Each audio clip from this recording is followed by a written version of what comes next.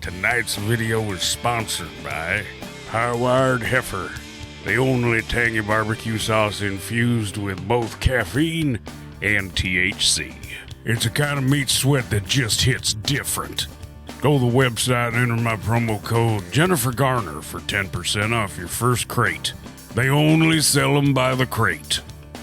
I gotta start this video with an apology. No, I'm not gonna apologize to all the victims of those fires that I started when I was a kid. No, I'm going to apologize to the movie Demon Knight, starring Billy Zane, because back in '95, I remember watching this movie a couple times, and I remember thinking it was fine. I am realizing that 15-year-old me had to have been pretty dumb. Because this movie is not a guilty pleasure movie. This movie is genuinely awesome.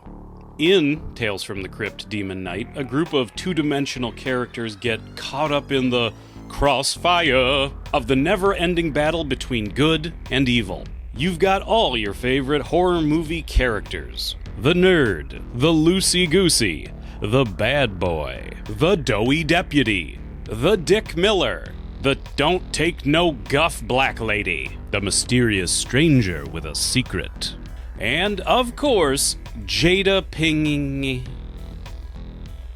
I don't feel safe. Trapped in an old church, it's not just the demons outside they have to worry about, but also Billy Zane getting in their minds and transforming them into demon monsters themselves. I guess you could say Billy Zane makes them go insane in the membrane. Also, keep an eye on that bad boy, because he's definitely going to betray everybody. He ain't no bad boy with a heart of gold, he's just a bad boy. Yes, it's a very simple premise, but it's like my papuli used to always say, a skeleton is necessary, but it's what you build on top of the skeleton that makes you special. It is in the details where Demon Knight really shines. I mean, obviously I breezed through the character roster, but a huge shout out to the cast. It is that delicate balancing act that the Tales from the Crypt TV show does really well, and that continues here, of being funny, but treating the situations and the threats seriously. That's a really hard thing to do, and obviously that's a combination of good writing paired with great acting.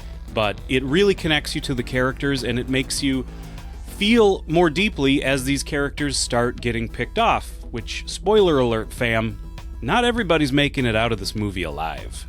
Yeah, people are gonna die. It's just terrible, but like, inevitable? Another thing that's worth noting about the writing of Demon Knight is how it handles its, I won't say twists, I'll say its reveals.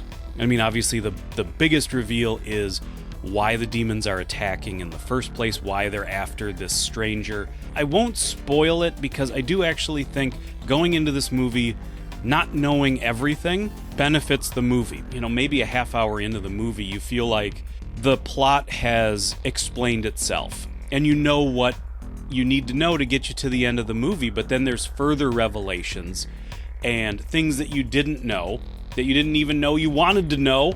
You didn't know that you wanted to know them, and then you know them, and it's fun. I just really like the way it handles mystery, and it's a fun ride. And for a movie that is, you know, relatively cheap, it all takes place in one location, it keeps things engaging the whole time. But don't worry, my nerds, this movie isn't just an engaging story with well-written characters.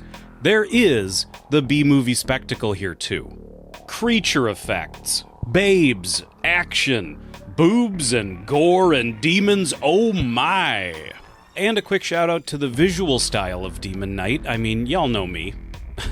I'm not down with OPP, but I am down with dramatic, colorful lighting and Dutch angles, and it's practically non-stop in Demon Knight. I actually think the Crypt Keeper bookends, while they're fun, do kind of clash with the more gritty feel of the movie and cheapen it a little bit.